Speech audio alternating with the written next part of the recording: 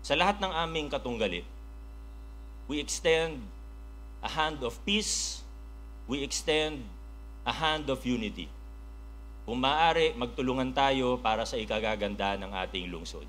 Ngunit,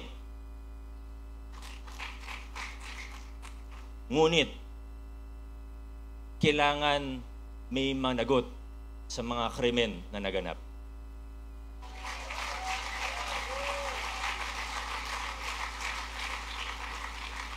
Una na po dyan, nag-viral lang yung building permit na yan pero hindi naman yan yung talagang problema. Yung bilyon-bilyong piso ng buwis na utang ninyo sa nasyonal at lokal na pamahalaan, bayaran ninyo.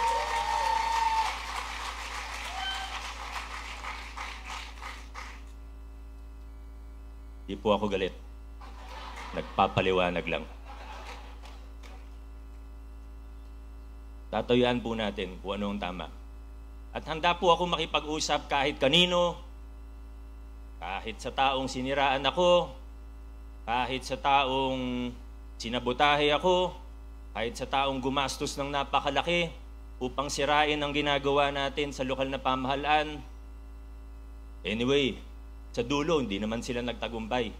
Mahigit 90% sa mga Pasigueño ay naniwala sa atin at hindi sa mga kalokohan nila. Kaya handa po ako makipag-usap, handa po akong makipagkasundo. Kaya natin makipagtrabaho kahit kanino. Tutulungan ko pa sila. Ayusin lang nila ang mga problema nila sa BIR at sa business taxes sa ating lokal na pamahalaan. Simple lang po ang aking kondisyon. At may pangatlong grupo pa po.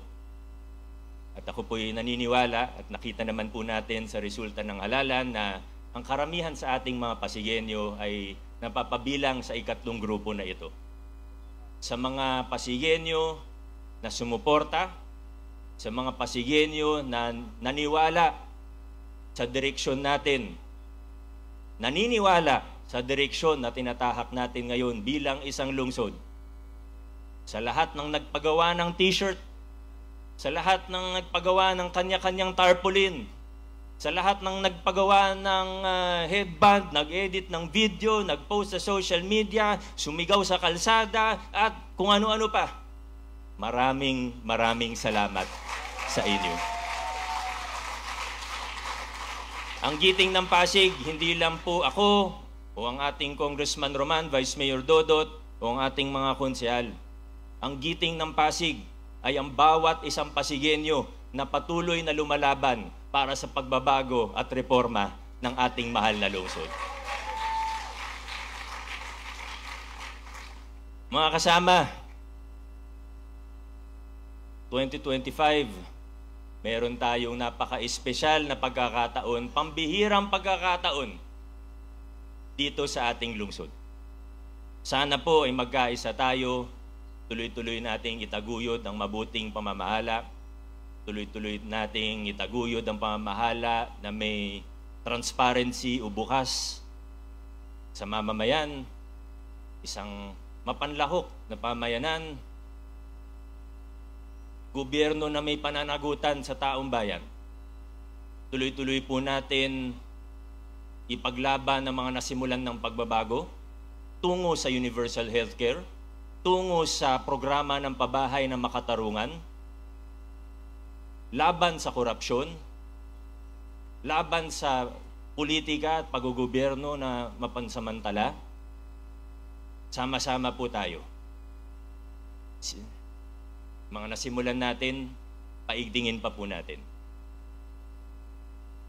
Naniniwala po ako na tayo'y magkakasama at sa lungsod ng Pasig, hindi na po tayo aatras pa, hindi na tayo liliko-liko pa, dire-diretso lang po tayo. Mga Pasigueño, God bless sa ating lahat.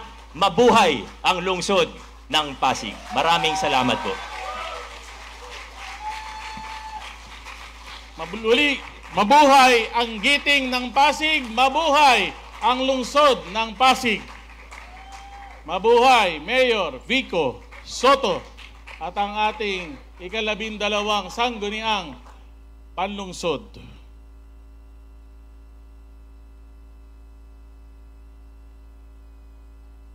Muli, isang makasaysayang araw sa ating lahat.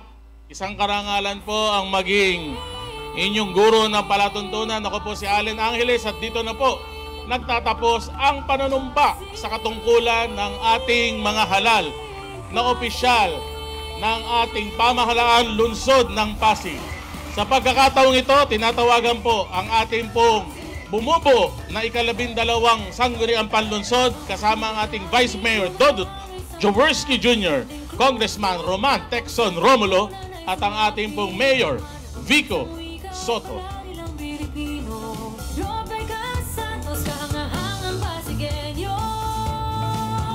Susunod po ay papanik ang ating mga ex-officio members.